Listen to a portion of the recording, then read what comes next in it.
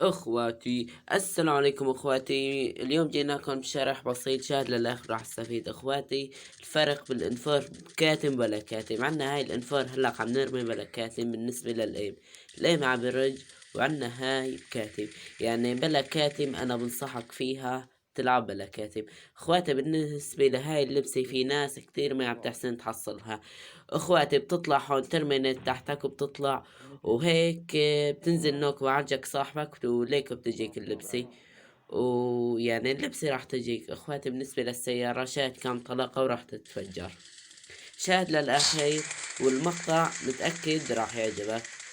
استغل الفرصة بلايك واشتراك في القناة وتعليق، وبحبكم اخواتي. شاهد للأخير. تمام، هون ضربناها 40 طلقة ورجعنا نضربها.